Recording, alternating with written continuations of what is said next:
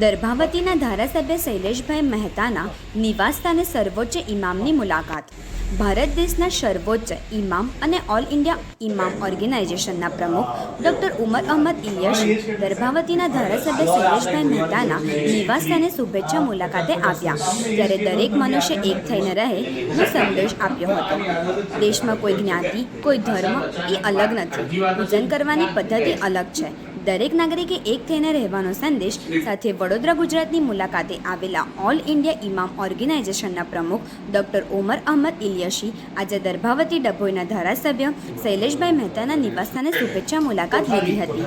તેઓનું ઉષ્માભર્યું સ્વાગત ધારાસભ્ય શૈલેષભાઈ મહેતા દ્વારા કરવામાં આવ્યું। આ પ્રસંગે વડોદરાના મુસ્લિમ અગ્રણીઓ પણ ઉપસ્થિત રહ્યા હતા। નવપ્રભા ગુજરાત ન્યૂઝ ડભોઈ। મુસ્લિમ અગ્રણી તો ના કહેવાય, ભારત દેશના સર્વોચ્ચ ઇમામ છે અને આજે વડોદરામાં આવ્યા છે, ગુજરાતમાં આવ્યા છે અને મારે ત્યાં એમનું પધાર્યા જે મારા માટે ગૌરવની વાત કહેવાય। અને એમના વિચારો તમે સાંભળી જ ચૂક્યા છો કે દેશ વિશ્વગુરુ બને, મોદી સાહેબ જે રીતે કામ કરી રહ્યા છે અને જે રીતે દેશનો વિકાસ થયો છે એ બાબતનો પણ એમણે ઉલ્લેખ કર્યો। તમામને હળીમળીને રહેવાનું એમણે કીધું છે અને તમામ સર્વધર્મ સંભાવની એ વાત કરે છે। આગામ 7-8 વર્ષ પહેલાં પણ અમારી મુલાકાત વડોદરામાં થઈ હતી। આજે એ આવ્યા અને આજે મારા આમંત્રણને માન આપીને જ્યારે મારા ઘેર પધાર્યા હોય ત્યારે સ્વાભાવિક છે કે મારા માટે આનંદનો વિષય કહેવાય। અને દેશના સર્વોચ્ચ ઇમામ જ્યારે વડોદરાની ધરતી પર આવ્યા હોય, જ્યારે આવા વિરલ વ્યક્તિત્વ અને ધાર્મિક માણસ આપણે તે પધારે અને આશીર્વાદ આપે, एनाती मोटू शू हो सके। मैं चीफ इमाम भारत हूँ।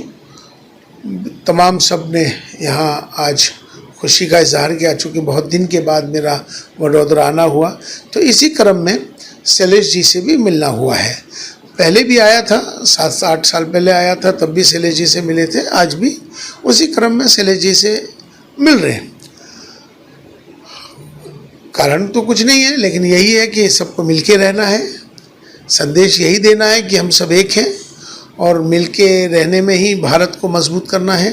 क्योंकि मैं अक्सर अभी जो मदरसे में मैं जाके कह के आया हूँ कि जो, और मस्जिदों में जो मैं अभी बयान करके आया हूँ, उसका मुख्य कारण भी यही है कि हमारे सबके धर्म ज़रूर अलग हो सकते हैं, हमारी जातियाँ ज़रूर अलग हो सकती हैं, हमारे पंथ ज़रूर अलग हो सकते हैं, पूजा पद्धति ज़रूर अलग हो सकती है, लेकिन हमारा जो सबसे बड़ा धर्म है इंसान और इंसानियत का है।